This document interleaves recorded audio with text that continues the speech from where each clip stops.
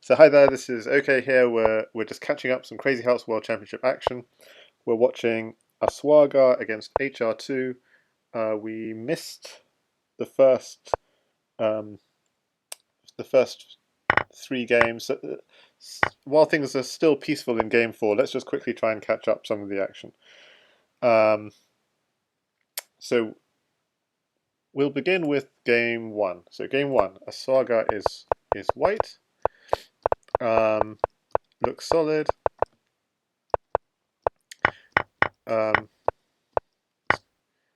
Okay, but white's doing quite nicely. Hang on, so I'll turn the Opening Explorer off. Yeah, so rather black's doing quite nicely here with lots of weaknesses on E2 and F3, and it's very knight here. What's the idea? I'm just really confused by this move. Um, uh, so this is what I'm missing. Okay, because if king takes knight, queen takes pawn, king here, and pawn there. I just yeah. So this is all about just releasing the bishop onto f2. I didn't actually need that. Okay, so this. Okay, so he picks up the queen, which is nice, but there is no getting away from mate, is there? Let's see. Is there a mate somewhere here? Takes. Just a pawn here will be. No, it won't. Yeah, rook takes. Knight here, pawn here, promote. Okay, so that was HR2 took game 1. Okay, game 2, Azuaga was black. And it turned out Azuaga won with black, so black won both of the first 2 games. So he has a knight and bishop in hand, so he was spooked to take that bishop. And f2 is looking slightly sensitive. So he's hitting f2, puts a knight here. This is very confusing. So it's not clear. I don't want the Opening Explorer on. Okay, so I have no idea what's happening in this position. But yeah, so this was the final position, and it's either going to be a smothered mate or a knight at f2, rook at h1, so black got in. But surely there was something. Did white have something better at some point? Perhaps he did. If I look at the computer analysis, so white was doing So white was doing okay earlier, but so probably white's only chance was around here apparently. With what was the move here for white? Just kept him in it apparently. Bishop takes c5. Okay. Yeah, taking the free piece. Okay, so very confusing. Okay, so going back to the live game just for a moment. Are things still peaceful here? Or do I have time to show you game 3? So this is what's happened in this game. Takes. Yeah, things are heating up here, but I've got time I think to quickly show you game 3.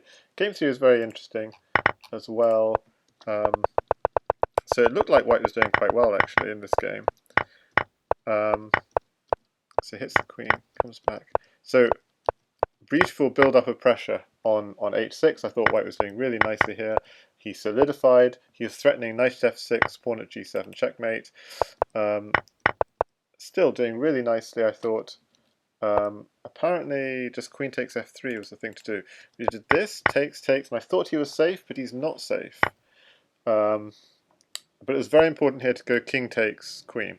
So the problem here was actually at h2, defended by the bishop. King g2, knight takes h4, keeping the king in a box. King h1 and pawn g2 is checkmate. So. But black tried to cash in, but queen takes was a mistake because then that allowed this mate to happen again. The point being that if king comes up, knight takes pawn, the king has to go back to h1, and rook h2 at h2 is checkmate. But what happened in the game was he went straight to h1 and rook h2 is checkmate. Arabian mate. Okay, so so that was that. That was game 3, and we're now in game 4, which is heating up. I'm sorry for blitzing through this so quickly. Okay, so black has a lot of knights, so he has a weakness on g2 to get to work on, which is nice. Oh, he's got g7 unprotected, that's bad. And this is the sort of thing where you need, yeah, maybe f6, but yeah, no, f6 you can't do because then the queen comes in. Queen comes in and mates you, so he has to do bishop at f6, and king h1, I mean, that's a very chill move. Just, this is sort of, hang on, white's got no pieces. What has white done? I mean, even just king takes bishop was fine here. King takes bishop. White has no pieces to follow up the attack. So white... So this is the sort of thing where, for the moment, very temporarily, white has a queen in hand, but just for the moment, black is safe. And it's very important in this kind of position to attack fast. There's no time to take that knight. You must attack fast. So something... Bishop at h3, if you can get away with it. Yeah, so... Actually, he can't. He has only got one diagonal piece, so it's not so clear. But the trade of bishops here is only going to help black, I think. Yeah. Because, yeah, black, it's the kind of position black really needs to get in quickly. Or,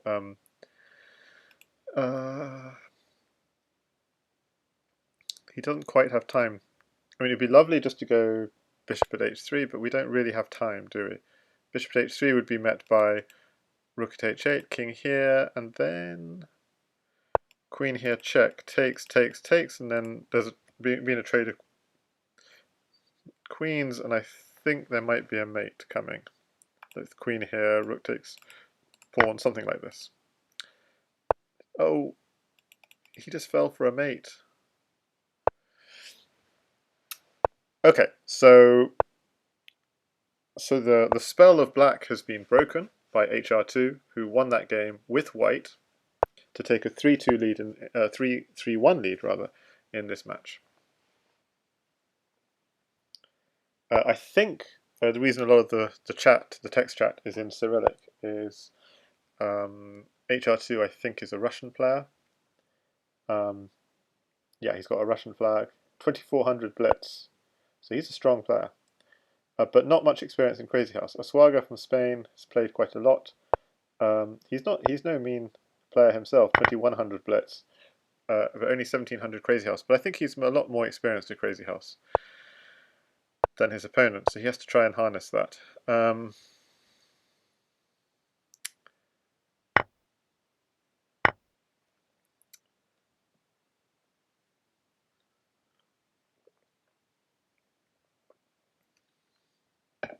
So just a small note, whenever you push h3, you do weaken g3, so g3 is a slight weakness here. This also is not a problem because you can give away a piece for 2 pawns. In Crazyhouse, and to be honest, yeah, this puts the bishop on a nice diagonal pointing at h6.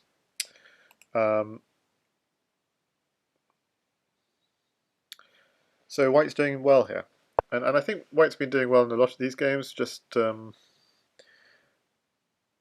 it's just when things get sharp, it's very important to play accurately. So at h6 is going to be an important idea at some point. This is something, but you don't really have enough material in hand for it to be really something just yet. But in combination with at h6 at some point, it could definitely be something. So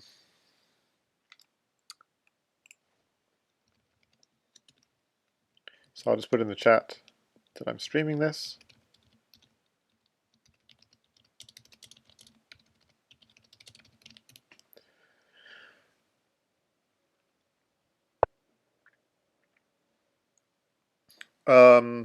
Very defensive move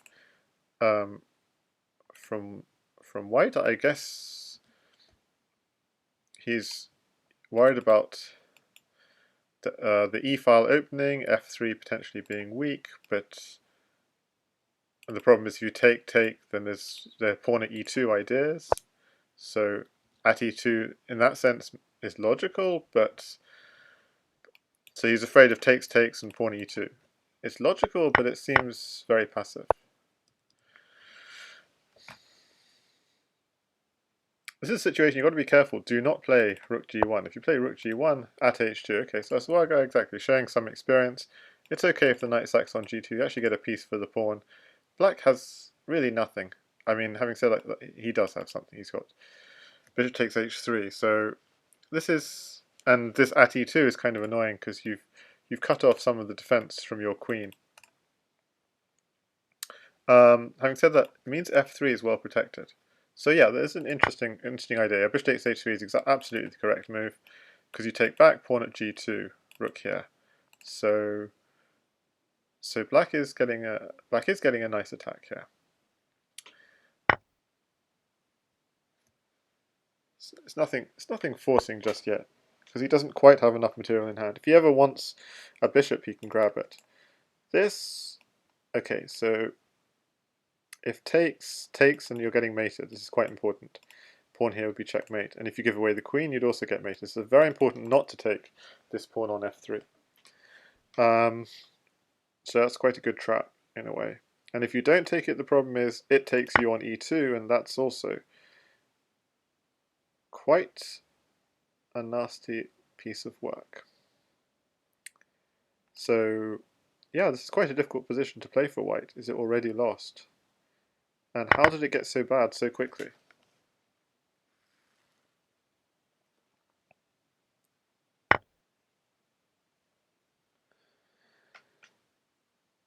And this would be nice, by the way, getting the king on f7 if you could only throw a check and then come back into defense. But there is nothing, so he just throws a pawn. Oh, that's nice. That was a nice. Probably he should have kept his knight there. His knight was lethal on d4. Yeah, now white has an opportunity to defend. For example, the rook here defends both the weak pawns. So, you can give away the rook because the rook's worth the same as the bishop, especially a bishop on g2 like that. You'd be quite happy to get rid of it for a rook. And then your queen would be next to your king defending everything.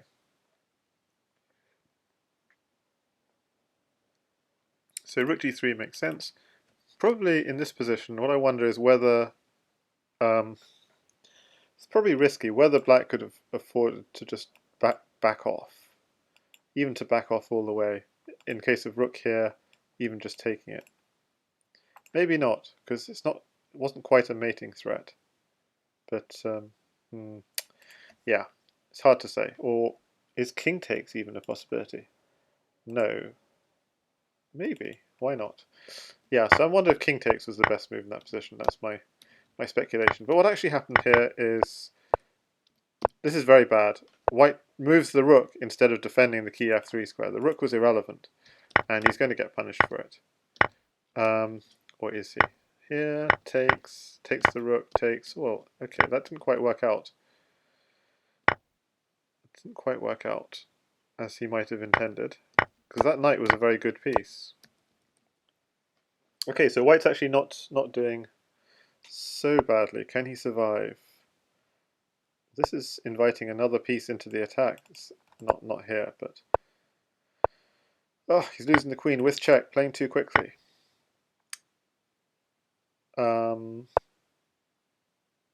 That's interesting, but what's the follow-up?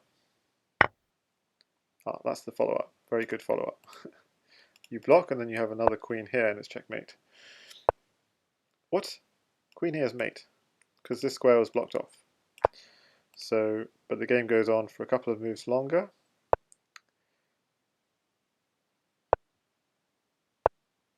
Oof. Okay. And HR2 does find the mate, and so he takes a 4-1 lead. And azuaga really losing it now, because he's now playing the Sicilian Crazyhouse, which, as we've said before, unless you're a strong player and you really know what you're doing, that's not advisable. And if you are a strong player, well, it's not advisable doing it against another strong player.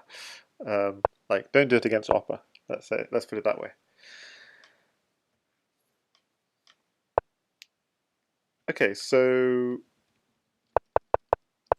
even in the normal Sicilian, the d6 square is in the standard chess. The d6 square is always a little bit sensitive. And you can see how even more so it is. There are no pieces in hand, but the moment there are pieces in hand, white is going to be dumping a pawn on d6, and it's probably the only way of stopping that is just sacking your piece for a pawn before it happens. Okay, here it's okay. You can just sack a piece. You can just do this. He can clear out everything. So I think white played it prematurely in a way. He should have probably chased the knight out first and then put the pawn on d6. But black didn't play the. Why didn't? Oh, okay. I forgot the queen is actually defending this, so this didn't really work. You'd be sacking two pieces for two pawns. That doesn't quite work. But this is not going to end up well. I mean, this is all because black just chose to play c5. And it's just trying to recompense now by putting a pawn on c7, but there are other issues now. I mean, black has made inroads here, but the issue is now with his king.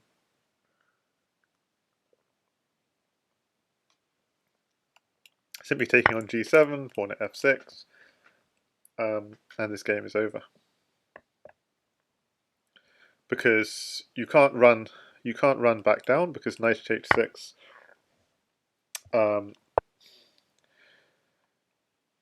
Knight at h6 followed by queen takes d7, and he gets another pawn for. Oh, he should have left the pawn on f6. The pawn on f6 is really powerful. So just queen takes d7 was the really powerful move in that position. Queen takes pawn, just threatening to take the queen because queen at g7 will be mate. And if you take the queen back, pawn at g7, the pawn you grab, and knight at h6 is checkmate. So it's like a bug house trick of what's the piece I need for mate, and you do it.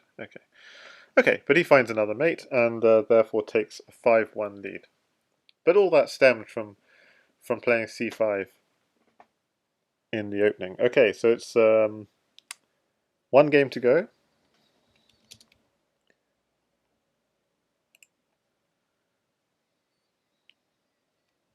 At least one game to go. Why is it declined? It seems azuaga has tilted rather in that last game, and kind of lost his mojo a bit, because I think he played quite well in some of the earlier games. To be honest, he was really doing better in quite a few of the games, as we saw, but got swindled and probably tilted slightly. Okay, so while they decide if they will continue and play a final game or not, I'm just going to look at some of the games played earlier. This was between. This is all.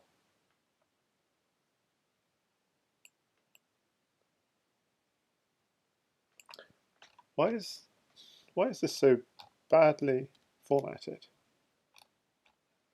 It's really weird. Okay.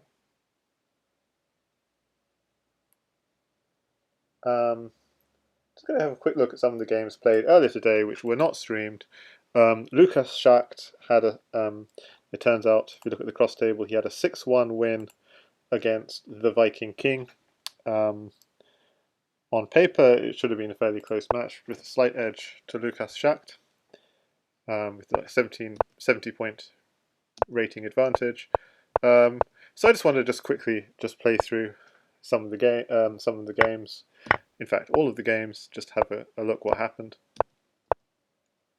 Maybe there's something instructive we can learn. Maybe there isn't. Just having a look. Yeah, I mean, in these sorts of positions, you don't care about the rook. The rook and bishop are worth equal. So bishop at b7 is actually attacking this pawn. So takes here. So I mean, this is obviously you're creating a weakness on g7. It's not the end of the world. It turns out it is the end of the world. Hi there, Medved. Yes, thanks for watching. Oh, and Lukas Schacht. Hi there. Yes. So apparently there's a forced checkmate here. So let's just have a look at it. We have two knights in hand. So we can go takes, then take the bishop here, okay, takes back, then knight to h5, and then the king can't run back because we have that bishop. That bishop we took is actually key, because it's going to land on g7 and a knight on h6 will finish. So it can't run back, so he has to run forwards, but then this is also all over because here check, and the bishop can land on here if you run back, but you have to run back, and so that's checkmate. So that was a nice little mating idea that Lucas Schacht missed. But something very similar happened here. Okay, so again, pushing the king up the board was a good idea. So if here, knight at f4, remember that here and this will be checkmate. So okay, but instead white just played another slower mate. Mate's coming next move with at g7. Okay, so a little bit of could have improved the technique, but very successful outcome. So that was game one. Game two. I don't want Opening Explorer. Don't know why I put that on. So pretty solid setup from black. This is wasting. You only have one pawn in hand. G6 does defend your king a little bit, but it's not actually. White's attacking idea is on h6. At h6 would be just as I'd have the same problem with it. Like, you only have one pawn in hand. You need it for attack. You need it for h3. If you absolutely needed to defend, I'd say at g5 would be the would be a possible idea to try and. I mean, let's see what it says. +8 for white after this. Maybe at g5. It's +5 for white. So this would be at least you're blocking off the attack on h6, but you really want that pawn for h3 yourself at some later stage. So yeah, that's really not a good idea, putting the pawn on g6, because you only have one pawn. If you had plenty of pawns, then you could waste them, but you really only have one. So that's why that was not ideal. Okay, so castles. Oof. So it's hanging a pawn, but was there anything better? Maybe not. So takes, check. Okay, so he's getting castled quickly at least. Nice move, forcing a knight trade, hitting g2. So black's just sort of got some sort of slight. It's got developed quickly at least. Is the point. Okay, castles. Bishop d6, d5. Knight e5, okay, good, because your rook is worth the same as your bishop, so we're not worried about losing the rook in sort of situation. Takes, takes here, seems reasonable. Knight takes e5, bishop takes e5, and bishop f4. So what would, I mean, bishop f4, the engine doesn't like it, but what is the idea in this position? I'm just trying to think, like,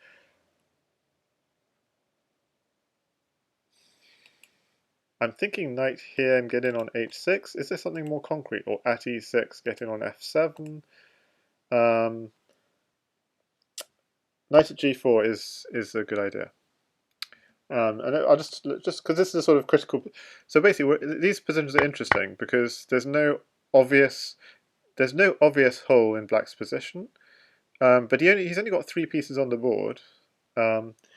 So we need to. So so the problem with this move is it's like you're losing. It's suddenly now black to move, right? And so white's gone from a position where white had initiative and it's just suddenly reversed.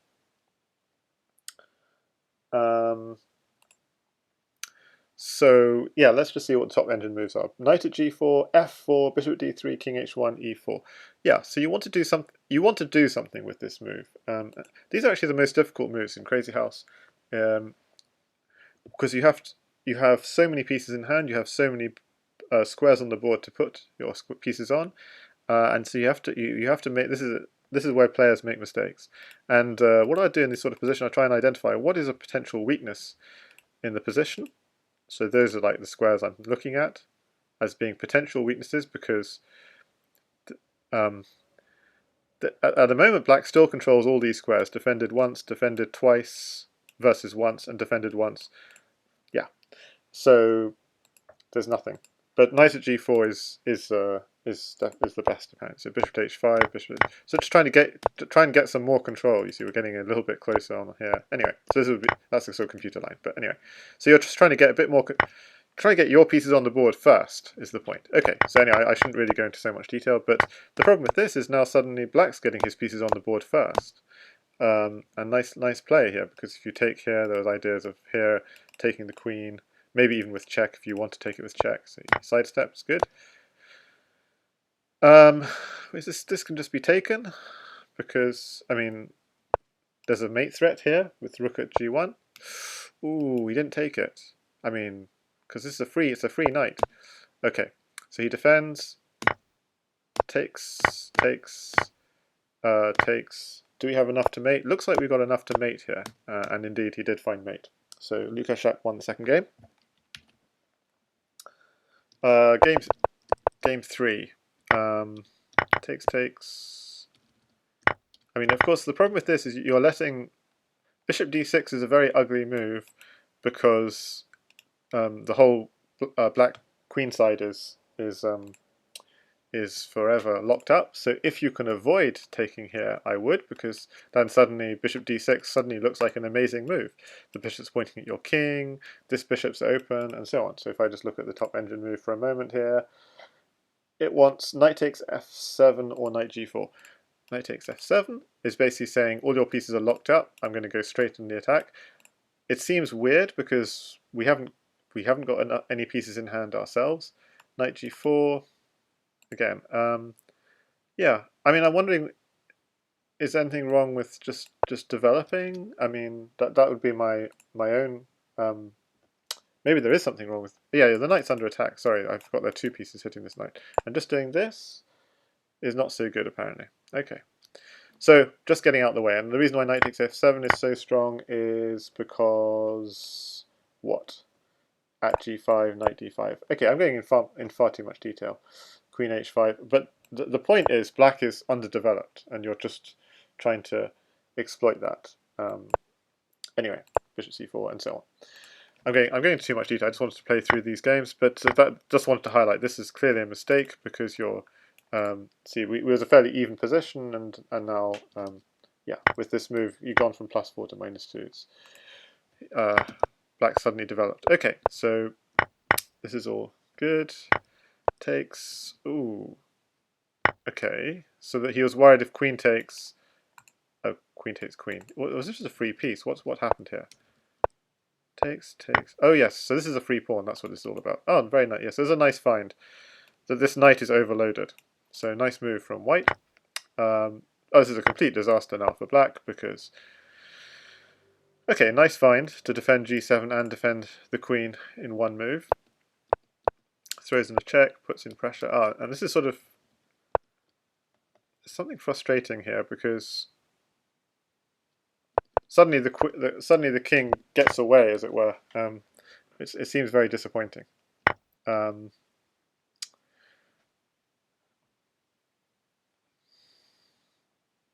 So he's going for this and bishop at g4. That seems quite nice. So that pawn goes bishop g4 anyway. Gives up the queen. Yeah, something is going wrong here. I'm not. I'm gonna turn the engine on. So maybe I'm not going to look at it entirely, but something is going wrong at some point. Yeah, apparently it's at this point. Not striking somehow while this. But not quite sure. I'm not quite sure why or what is the solution. Just still trying to have a look. Yeah, because once black gets his king out the way, then okay, knight takes f5 is a nice find. Knight takes f7, bishop here, knight takes d1, takes a pawn here. Okay, takes castles. Okay, it's not too bad. It's just black's king is very safe. Like all white's pieces are very far away from the black king, and so while that king was in the center, is there anything we could have done to attack it, or Yeah, so castles queenside apparently is one option. Knight at d4 is apparently another option. So we're trying to get in on e6 is the idea. But okay, so just simply castles was good as well. Castles, and we've got to somehow get in on e6 when we can. Even a6 apparently. a6 takes. Yeah, I'm not sure exactly what the follow-up is, but just knight at a5.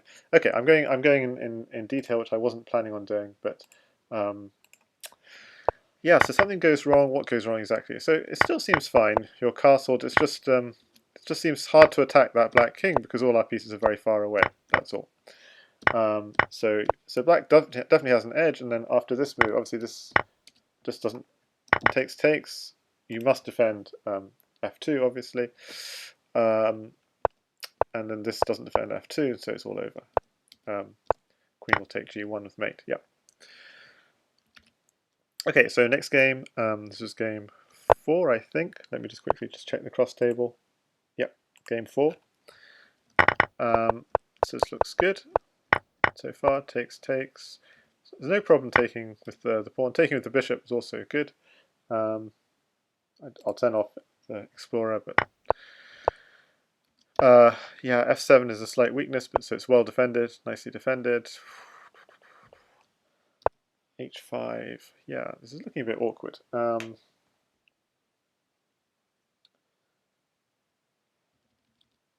So yeah, so I mean the engine is actually saying a6 was a mistake because you just need to play e6 and get developed quickly. So maybe that's it's just an interesting point. I mean this is the kind of trouble I'd get myself into myself. It's very difficult position. Okay.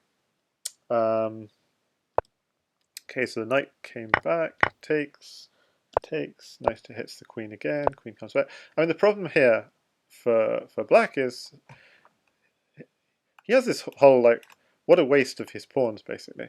I mean so he's safe for now, but his pieces are so passive.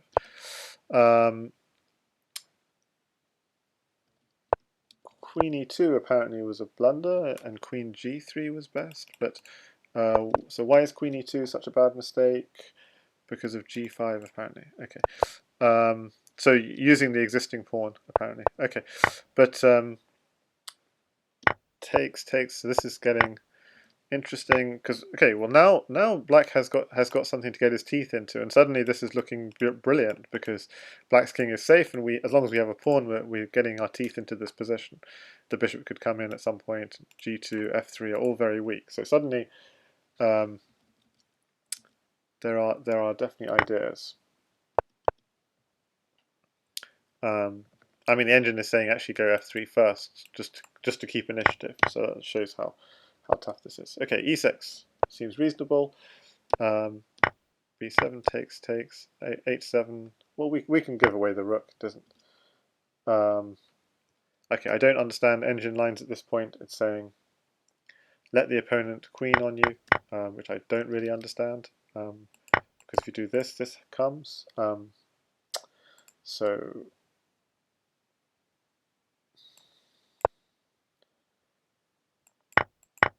I mean, yeah, I don't see. So this seems perfectly reasonable from black. Takes. So okay, I just feel like black's playing this fine. I can't also see anything. So this is what, yeah. So rook at a8 is a common kind of trick in this sort of position. Black's back rank is weak, and this would have probably turned the game in white's favour if he'd found that very important move. Okay, as it was, black consolidates. He takes the knight. He doesn't want to take it back because I mean there are all kinds of problems. Bishop at f3 and yeah, just defends, and black has enough to mate for sure, doesn't he? Does he? He just needs what does he need? Yes, I can't quite see what he needs, but I guess he's safe. Suddenly this whole mass of pawns is actually great. That rook just feels like something we can just take. soon. Takes it now, and maybe, for example, queen takes rook. No, we can't. Yeah, I mean it works, but it's not a direct mate. But yeah, queen takes pawn will be mate. Yeah, excellent. Okay. So yeah, the critical point of this game. I'm trying to think. It's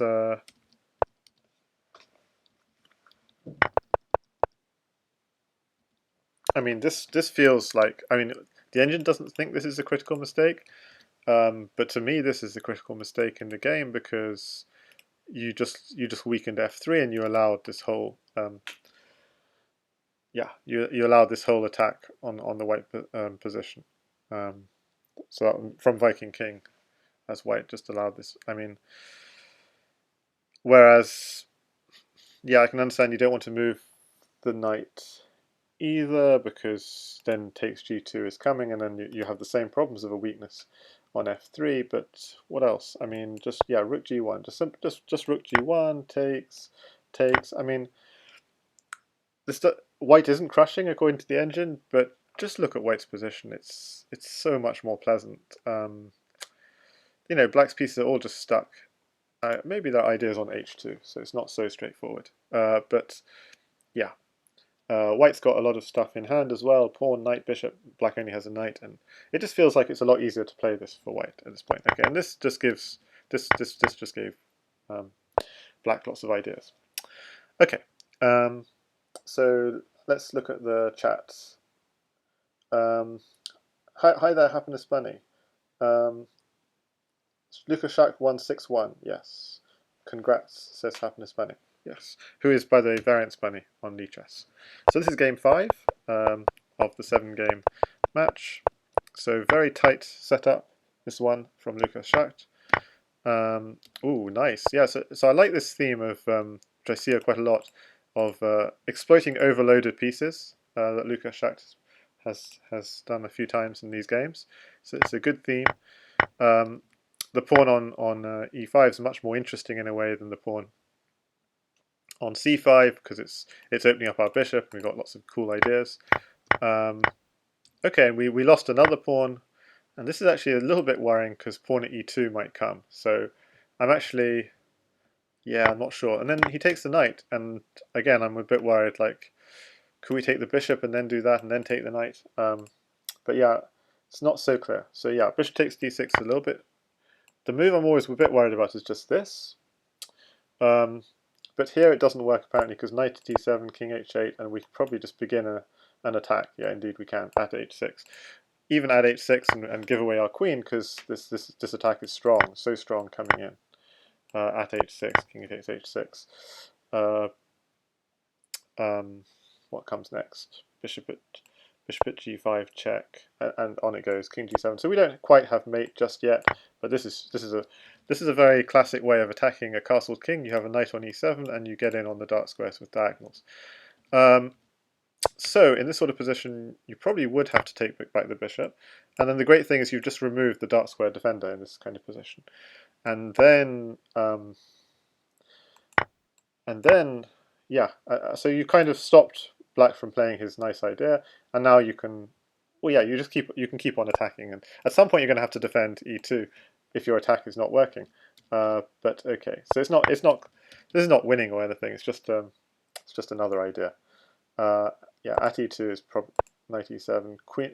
So the correct move here is actually queen takes e7, and then black is probably doing quite well, apparently. But it's a very sharp position. This is a very sharp position. Bishop takes f6, and that's threatening mate. So yeah, incredibly sharp position. The engine probably is very unreliable at low depths. But that would have been another way the game could have gone. Okay, so this way, instead, takes, hits the queen. Okay, well you managed to keep black busy for quite a long time. So he grabs the knight, and this is obviously knight e2 is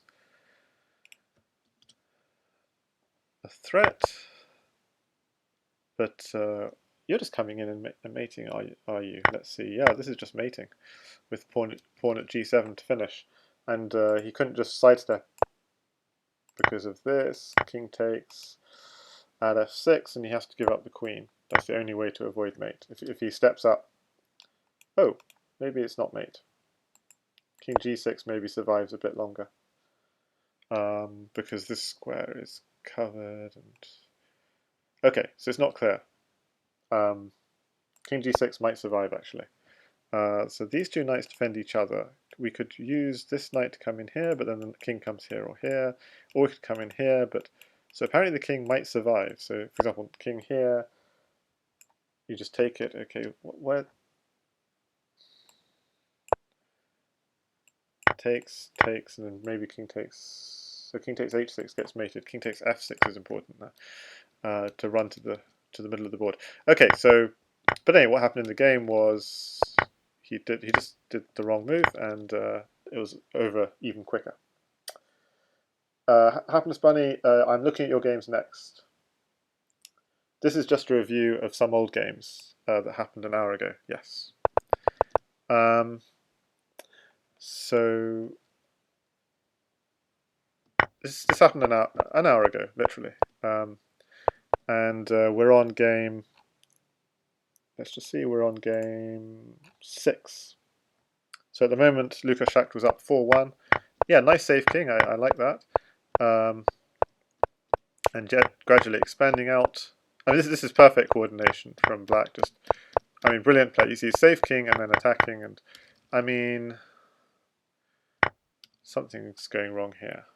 But okay, so the point is you have a piece in hand, the bishop, and then you have a bishop on f1. Now, although the bishop on f1 is a defender, do you really want to swap your brilliant bishop in hand for an inactive bishop on here? Something feels wrong about that. Now, maybe there is some value to it, but well, I'm going to turn the engine on. It's going to say bishop at e2 is the best move. I'm just joking. So yeah, bishop h4 is nice, yes. I was thinking bishop at h4, but then I wasn't sure what to do next. So queen h3, what do we do next? Queen h3, bishop at g4. You see that? Yeah, this is good. Takes, and bishop here. Okay, so that would be a very concrete way of continuing. And I actually missed it myself because I was thinking bishop at h4, king, queen here, and then I was stuck what to do next. And it's okay. I mean, even doing that would be fine because, look, we control the whole board. We just need to gradually improve our pieces. But there is a risk, you know, that white only has...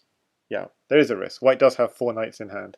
Things could go downhill for black if he doesn't do something constructive. Bishop at a4 apparently is another idea.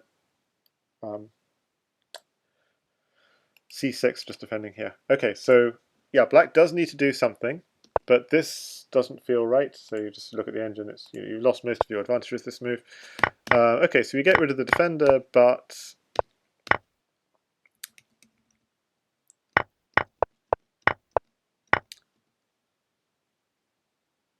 yeah, black now has a queen in hand, and it's just hard to defend. What did white do? Did white have any chances here?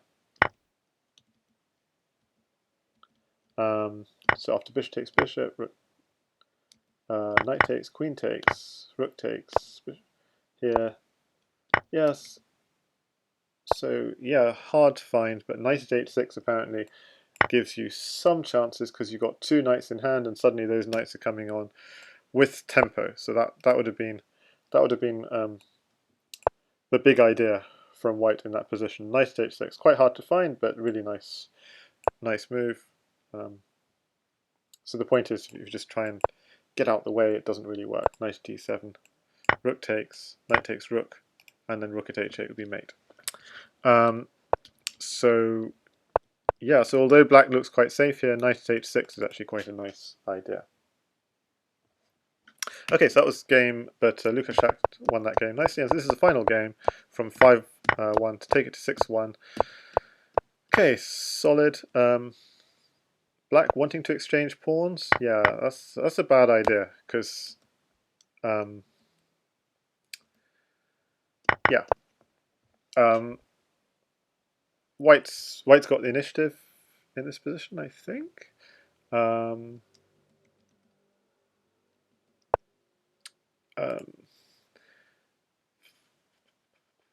I mean, I wouldn't even have done... So yeah, I would have taken this pawn first, and then maybe take here, because then we're opening up this diagonal. Probably knight takes, but I'd probably just sack at this point. Yeah. So okay, this is not winning, but this is just, we've already got a huge attack. And yeah, it's good. Oh, so that's not what happened in the game. We took, and put in the bishop here. This is also very good, because yeah, taking gives white a pawn on e5, very advanced. And oh, free piece, free queen coming. Yeah, so instead of going for the free queen, goes for the bishop because it's actually a mating idea. So interesting. Bishop here, takes. Bishop here, and this is going to be very pretty. Was there something more concrete? Yeah, takes. Hard to find, but apparently bishop at f8 here is the beautiful move, but that's hard to find. King d7, queen takes h7. But okay, this happened instead. Queen takes rook is also strong. Takes the queen with check is good. Queen comes in. Okay, this is just going to be a crush. Okay, really nice finish, and so congratulations to Lukas Schacht, who advances to the next round. So we saw HR2 earlier defeat azuaga. They didn't play. It was 5-1, but azuaga resigned the second game. Lukas Schacht beat Viking King, and now just a few hours ago, Variant Bunny defeated Kramka. That was 8-2, and we're just going to have a quick look through those games as well. So in game 1, this is game 1 indeed, Variant Bunny was black. So it's all very solid. I don't know why I've got Opening Explorer on. Don't need Opening Explorer. Okay. So it's a very solid. I mean, I really like the solid setup for black. The only thing black has to worry about is some pawn landing on h6, and there you go. Suddenly, even that's covered. So I mean, already I think black has the advantage in this position, and I'm wrong. Apparently, white's winning with c4, but it looks like a really comfortable position for black. I mean, I'm quite surprised that it says white's winning. It says bishop takes, knight takes, bishop at a3. Yeah, I mean, put a bishop in defense. Okay, so it looks very comfortable. Or c4. I'd have just taken this bishop. Queen takes. What's the idea here? I guess the other knight doesn't have a nice square to go to, so it's slightly annoying. Yeah, it is a little bit awkward. Okay, so c4 is actually an interesting, and this is instructive because normally you don't push your c-pawns, but now white's safely castled. c2 is not a weakness, quite clearly. There's no bishop along this diagonal, so c4 is quite a nice idea in this position. But okay, I thought black was doing really nicely here, and I still stand by that. But obviously, there are some deeper ideas I missed. So Cross Online, hi there. He says, I got here late to watch. Yeah, so I got here fairly late myself, and that's why this is just a catch-up of some of the games from today. I watched some of the azuaga games live, and then we're just playing through some of the other ones. Okay, so I'm just saying this is very solid. I'm not really analysing deeply. I'm just playing through it. If I notice something in particular, then I'll mention it. But I haven't analysed this or anything. I have no analysis behind me here. Just a nice little combination here from black, because obviously if he takes the pawn, there's knight here and taking the queen because of the pin. If bishop takes knight, queen takes queen, and that king is stranded on h3. So this is a nice find here. So this is a really awkward position to play. I think there's a case here, so both sides have attacks, but black's attack is more annoying. So I think there's a case here for just, you don't want to go queen g6 because knight d7 is an issue. Here there is still knight d7 and at h6. So the question you have to ask yourself is whose attack is faster? Let's see what the engine says. So if the only thing I was worried about queen takes d4 is what if white's attack is faster? So something like knight at f6, king h8. It's not the best move, but suppose you did this at h6. This is sort of slightly worrying. Is White's attack might actually be faster. So, but if you take this, this is also slightly concerning because, oh, but it is defended by the queen, and White doesn't have a knight. But then White gets queen g4, so he frees his queen with tempo at g6, at g5, these sorts of ideas. Okay, so this is actually, I don't know. I'd be very uncomfortable as playing this as black, even though apparently black is winning this.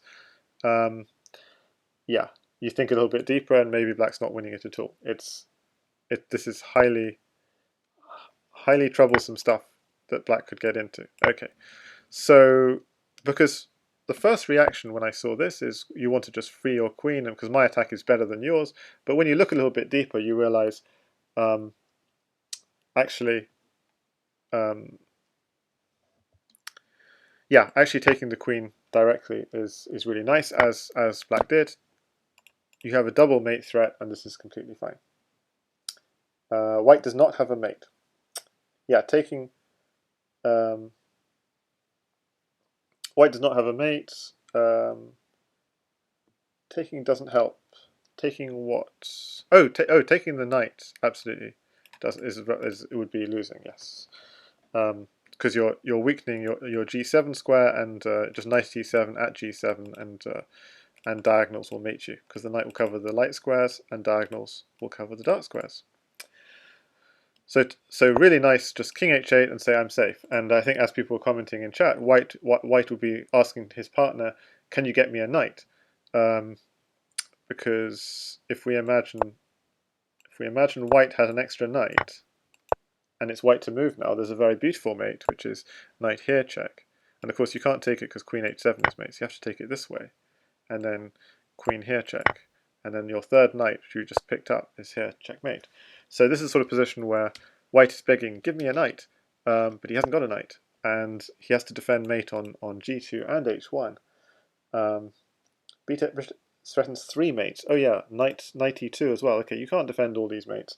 And oh yeah, that's what happened. Knight at e2.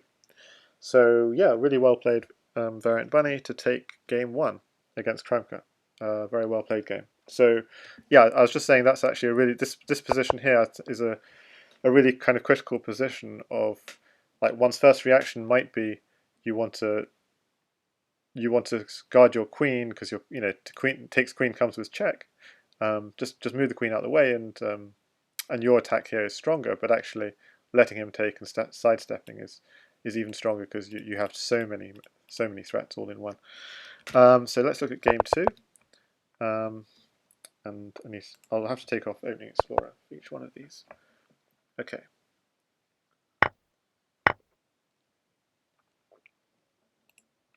Maybe there is value in some Opening Explorer, I don't know. Knight d5, bishop f4. So apparently this is some kind of main line until bishop e7 apparently is more often played. The problem with this is, of course, you can just block it, and so yeah, we're now into a unique game as far as the opening is concerned. Yeah, White's done fairly nicely out of the opening and got quite good control. The only slight weakness in Black's position would be on e6, but White doesn't have a pawn to put on e6. Yeah, so I'd say both sides can be quite happy. Black is slightly less developed. Yeah, this is a slight problem. Yeah, this is more than a slight problem actually. Not being able to defend c7. Yeah, so this looks already lost actually. Oh, okay. There is something I missed at c5. Okay, and indeed he finds it. Okay, so actually this is still okay. This is still okay for Black, but obviously White has got a nice big spatial advantage. Black just needs to. Black is just a lot behind a lot in development is the main problem, and doesn't have any pieces in hand. If he did, Black would have lots of good ideas too.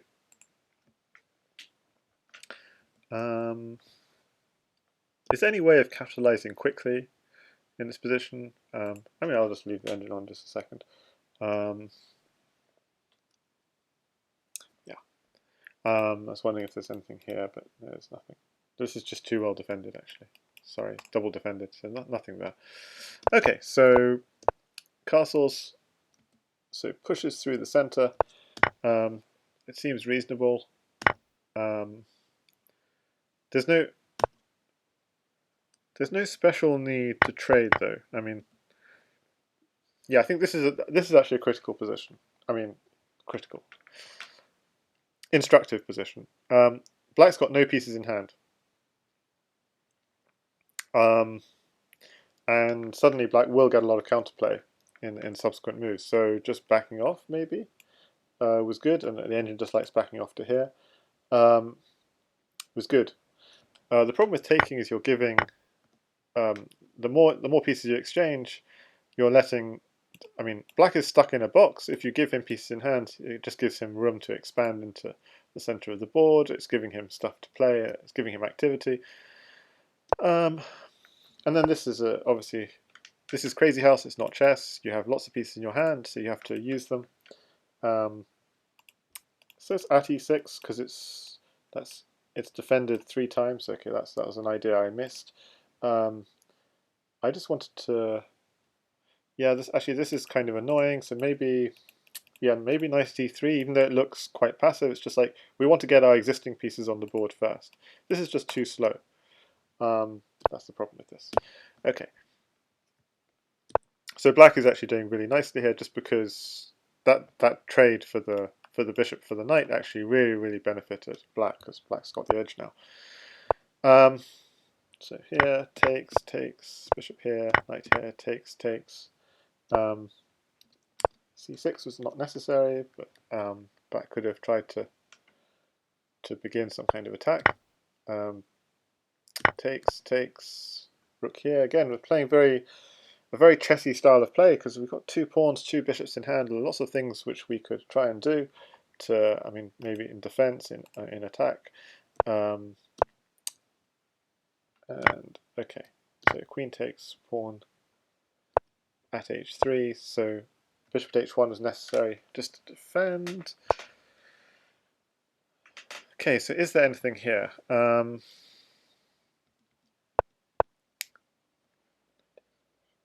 Because I'm trying to calculate knight takes bishop. Is because this will potentially open the e file. I'm wondering if e7 will be weak. Yeah, apparently this is good. At b7 here, takes next. Okay, interesting move again. Just trying to exploit. If bishop takes pawn, he wants a variant bunny wanted to get in on e7. Now Happiness Bunny says I missed c5 in the game too. Was rook takes e5 better on move 15? So I'm sorry. Rook takes e5 apparently was stronger.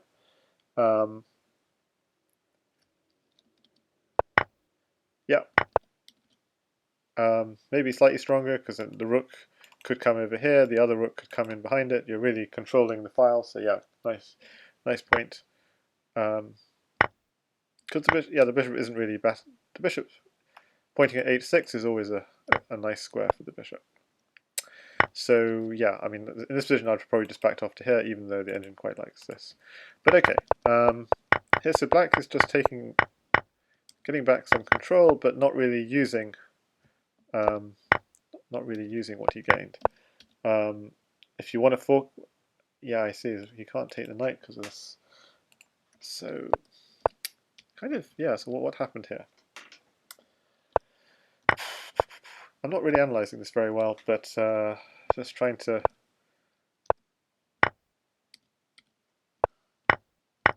Okay, so yeah, so the idea of this move, as I said, was to do this and this, and that is quite a good trick. And what happened in the game was also a good trick with rook takes, getting in on the back rank, and suddenly White's doing very well indeed. So this was probably a critical position for Black. What did he miss? He missed maybe bishop takes h2. You can't go here because knight at g3 is a mate, so you'd have to do this. So yeah, this is knight at g4. You have to step up, I'm guessing. Yeah, this is getting mated apparently, because f2 might also be weak. So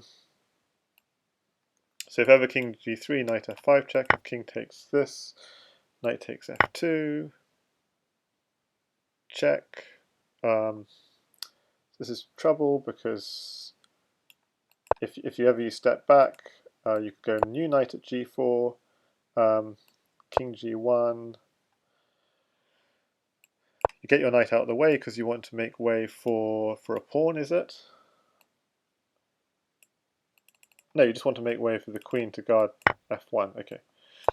Okay, so bishop takes h2 is a very strong. Now you can take it, but the problem is white doesn't have white doesn't have any attack on the black. White's attack takes just one move longer, so black could have crashed through and got mate at this point. But this is a very nice kind of swindle that Variant Bunny found. Now, how to continue this? So my intuition was to takes, but I can't see a finish because this square is really well defended. So Variant Bunny went for a more materialistic approach, realizing this queen is just a pawn, and took this way. And there isn't, in fact, a mate in this position, apparently, with the very nice move knight at a8, which, again, I completely missed in the live game, king to d6, and knight e4, king e7, and bishop at d8. So, completely missed in the live game. c7 was playing for tricks, says Happiness Bunny. So what you saw in the game is the trick. Yeah, so that's a nice... Okay, so we didn't get the direct mate. Rook takes bishop was nice because it looks like maybe black might have some chances here. You know, queen takes f2 is one idea, but there is nothing, so white is completely fine. But white has to be careful now because there are mating ideas with pawn takes bishop, queen at g2, checkmate. So now white is under pressure. Find mate or bust. Takes the rook, and a simple way of mating here would just be rook a5. Keep the king cut off from running back, and then now the mate will be very simple. Probably just with pawns we'll do it.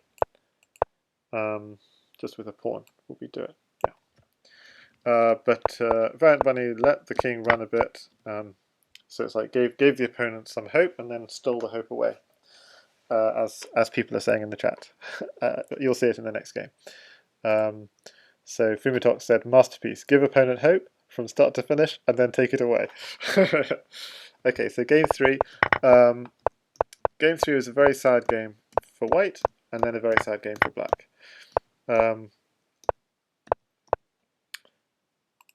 So maybe I'll put it on so I can kind of get a sort of at least a view of the drift of the game.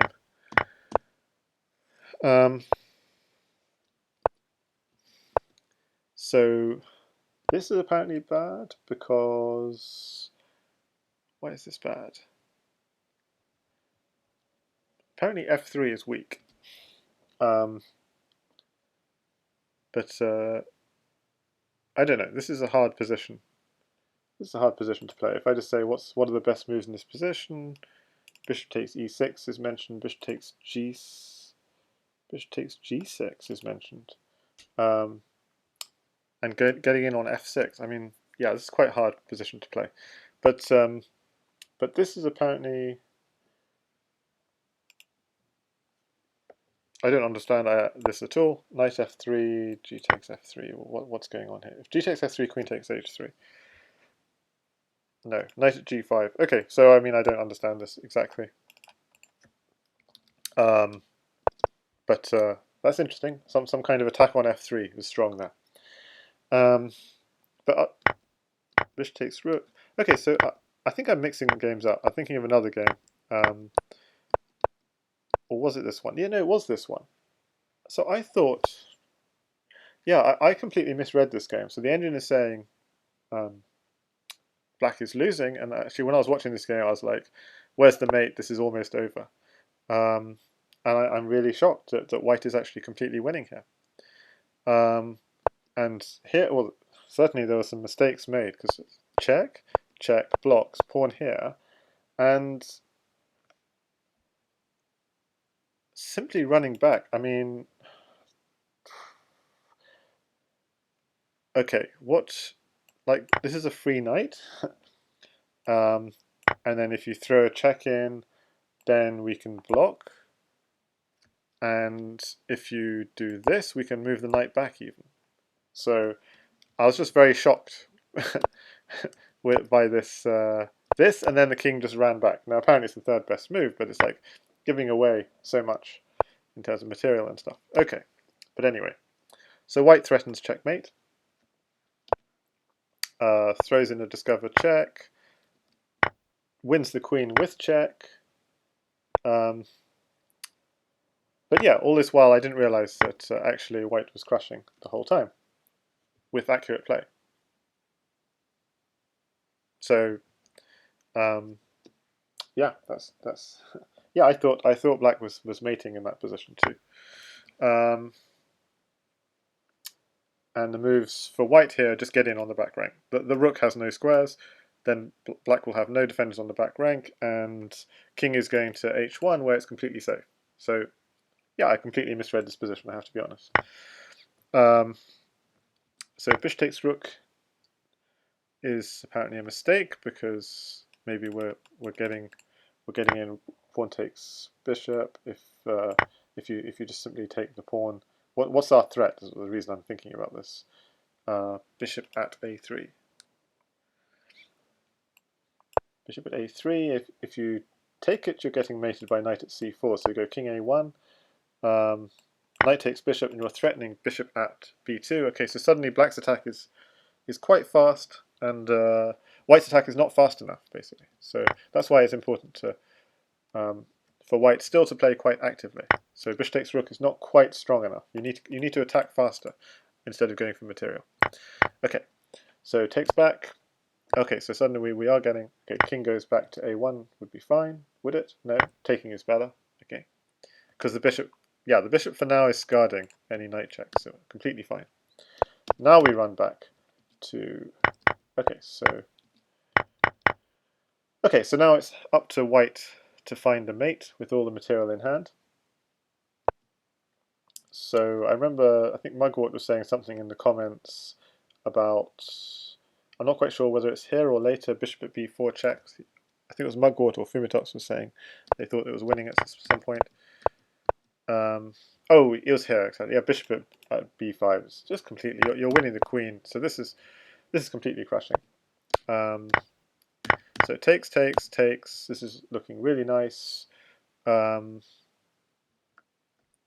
takes bishop, king takes, queen at e8 checkmate, for example. And if you try running, well, I've got a queen in hand, you're not going to get very far. Yeah, bishop at d7, you have to go down, and then the problem is you're trying to run out like this, so queen is c8 is checkmate.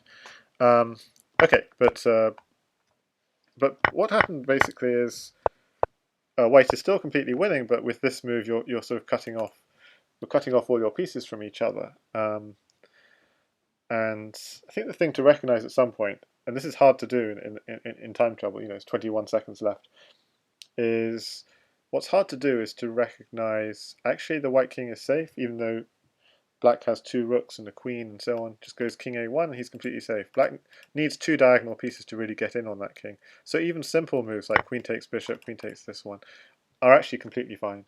But okay, with this move, it's a slight problem with cutting off your own king. Knight here, knight here. And so even here, queen takes bishop is completely fine. King here is a nice find, but he had to recognize that this pawn is not defended, and so yeah, queen takes bishop again is strong because you're threatening mate in one. But this, yeah, suddenly you're losing because the king is now on the way to making a touchdown. It's just desperate checks. At this point, actually, I was wondering, ooh, if you could do two moves in one, that would actually be checkmate. But definitely you have to go this way to stop the king running here. But the problem is after here, can you do this? Yeah, and there is nothing. If you do this, the king is running back again. Yeah. But what happened in the game is this, and the king runs away, and so black escapes. And yeah, so it's quite a nice. If you just trace the path of this king, it's where did it come from originally?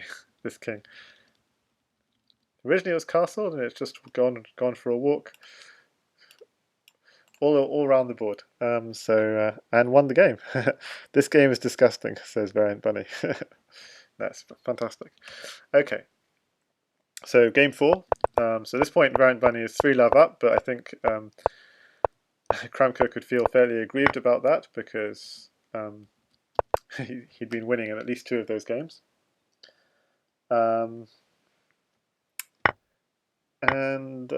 Okay, so bishop takes f7, king takes, queen takes g4, bishop here takes the knight. So it looks very safe from white. I don't know this opening, but it looks really nice. Also with this find, just all these forks picking up pieces. Notice how white's staying really safe, so it looks really nice. I'm not analysing too deeply. I'm just being fairly superficial in saying, yeah, this bishop is obviously pointing at a weakness on e6. I was waiting for that to come. And 2 pawns, knights, rooks. So is this still a weakness? Yes. Oh dear. You have to block checks like that, but blocking probably doesn't help either. But losing a queen doesn't help. Is there a case for blocking first? Don't quite have enough in hand, do we? I'd probably... That's a nice find. I wouldn't have thought of that. Queen at d7. King b8, and then I guess you're grabbing the rook. I wouldn't have thought of that one. Knight at d7, and you're mating next move. But okay, this is good too. Get it on the background. Okay, this is very solid. The problem is we're a pawn short of mate. Takes. Again, you're giving black some hope, but he has no mate. So I'm just wondering, can't we go in for mate somehow here? We need a pawn, because if it's just a bishop, he can run. So apparently there is a mate looking at the engine, but it's not so obvious. Knight at d7, why can't he just run away? Ah, because of this. Okay, so I completely missed that one. So that's a really nice mate, okay. But quite materialistic play, and oh yeah, from white, and gets the job done. Okay, next game. Game 5. So in this one, really strong attack on g2. The knight's hanging, it gets taken. Double check. I'm seeing mate. I'm seeing mate. This one. It doesn't work. Okay, fine. Okay, that would be embarrassing. So the other knight comes in. Rook takes knight. Knight takes rook. There is some mate happening soon. Knight here, king here. Where is this mate? Where is this mate? Knight here, king here. Huh, I can't see the mate. Oh, you've got a rook in hand. Okay. Oh, nicely done.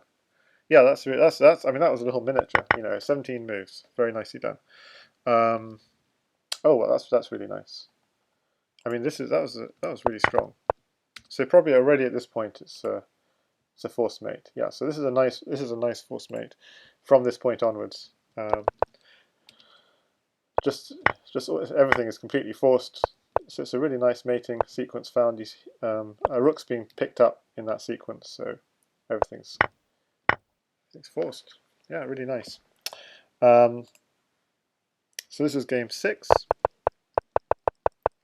and we again have the sort of knight g5 lines. So it looks really comfortable for white. See, this is the thing, you have to remember you've got pieces in hand, so use them. So this position, yeah, white's doing really nicely, but just needs to get pieces in on the board. So what to do here? I was thinking,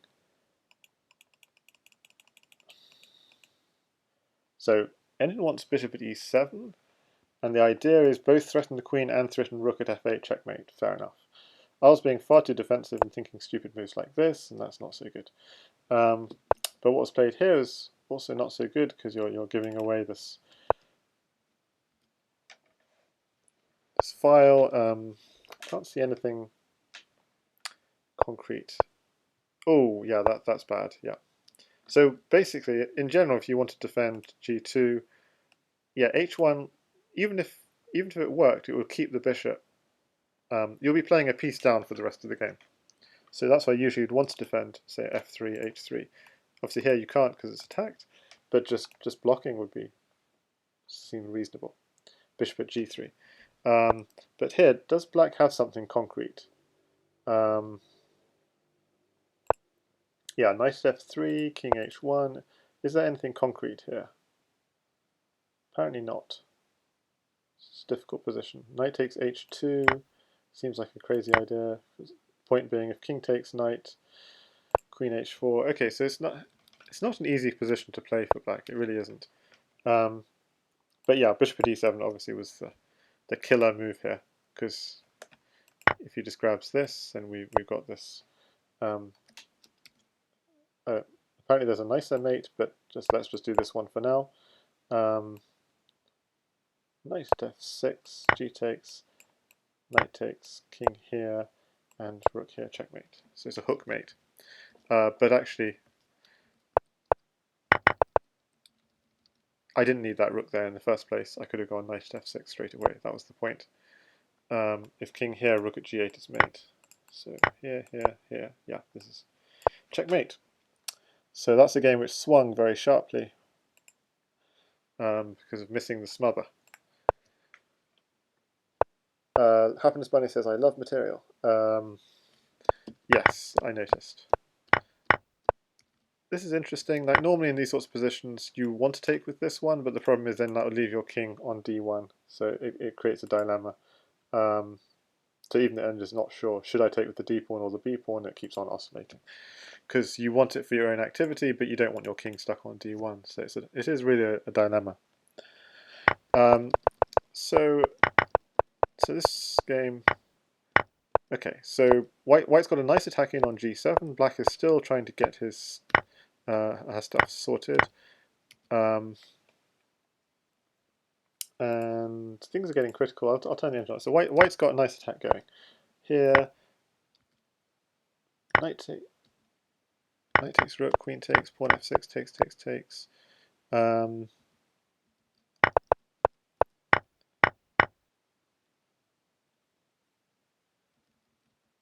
Okay, so let's just have a look. Hang on. Okay, so sacks on here, takes the rook, takes here. So this is really tough position to play for black. Knight here, rook here, check, pawn here.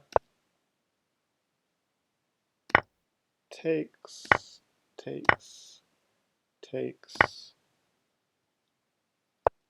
Yeah, now this was the interesting position where Mugwort mentioned an idea, which was knight at e7 as being a rather nice idea in this position.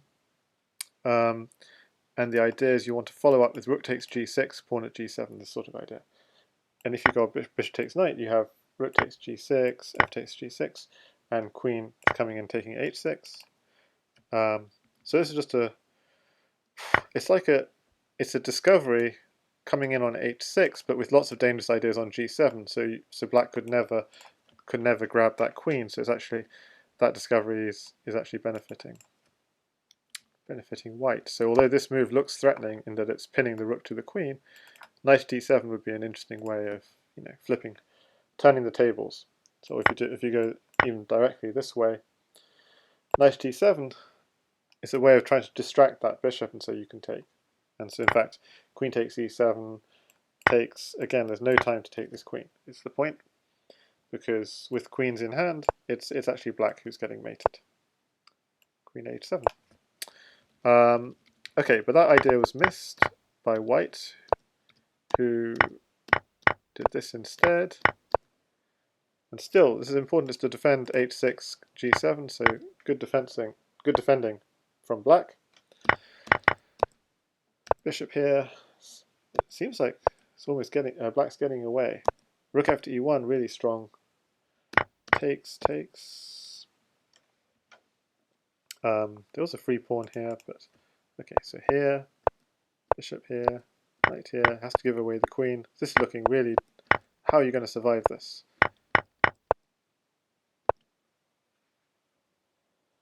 And you're not going to survive it is the answer.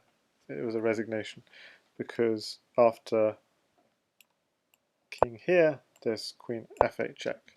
And if you go the other way, there's of course queen at d8 check. So yeah, that was actually a strong win from Kramka. And actually with... so it means the match score remained 5-2. So Variant Bunny still had to win another game to win the match. And okay, we have another of this opening. But notice... yeah, this is a suicide, because in this position, light squares are weak. Black has got all kinds of problems with light squares. The moment you go here, you're just yeah, game over. You already had such a problem on your light squares, and then you're just handing them over. So that was just, yeah, it's game over from that point. And Black resigns. So with that, actually, Variant Bunny took the match. Which one is this? This looks the same. Why am I looking at the same again? So game... ooh, okay, so Variant Bunny played a rover, having won the match.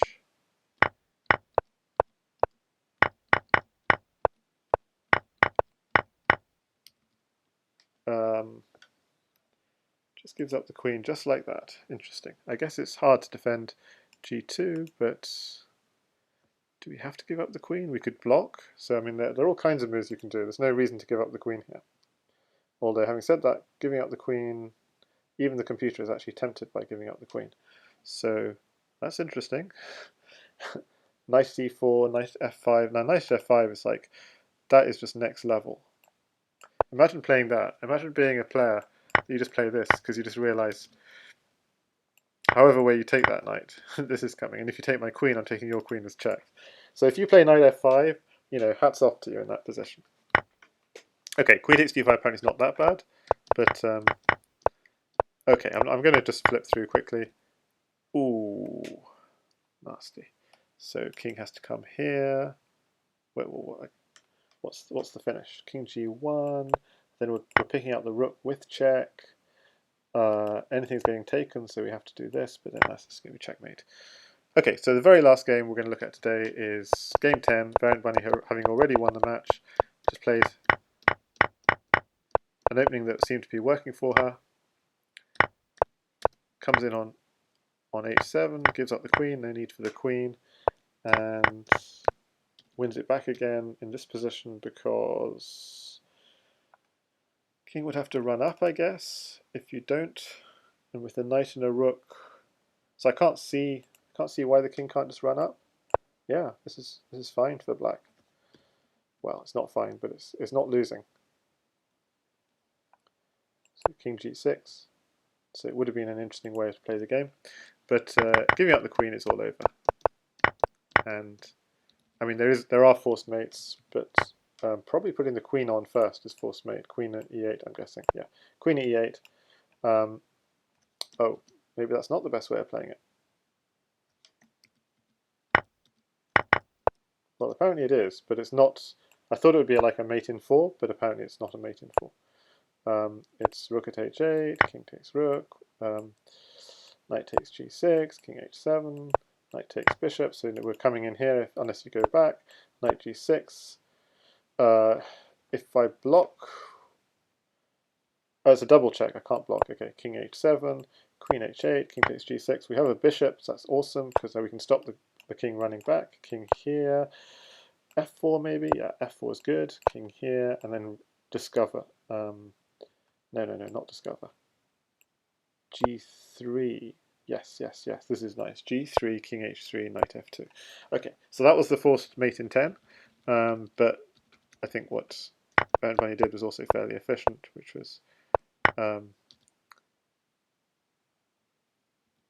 this is actually... So Marlon C actually just wrote to me this week saying this kind of position where you have both a pin and a skewer should have a name of its own. It should have a theme of its own. Like it should be called something like a hydraulic press, because when the king moves out, you come and chomp whatever was in between. So it's a pin and a skewer, and then chomp. And so it is actually. I think there's a case. It should have a Crazyhouse theme of its own in the Crazyhouse puzzle database. A hydraulic press or something like this. And this is what we see here from Variant Bunny. Takes the bishop and yeah, okay, so black resigns. And Mugwort goes to sleep after this game. Okay, so because he's 12 hours ahead in Australia. And okay, so I hope you enjoyed some of the recap from the Crazyhouse World Championship action this week. Congratulations, Variant Bunny, Happiness Bunny also in the Twitch chat. Congratulations to HR2 earlier, and congratulations to Lukas Schacht. They all progress to the next round. So I'm probably going to be streaming less in coming weeks because term is starting up again, and although everything's being done online, it's still lots of work that needs to be done. So I'll probably try and scale back, but hopefully other streamers will be covering the action. So check out people like Mugwort and Clearcast Chess and anyone else, Simba8, anyone else who might start streaming Crazyhouse. Okay, hope you enjoyed. Yeah, do check out my YouTube. This video will appear on the YouTube shortly. Cool, see you all next time.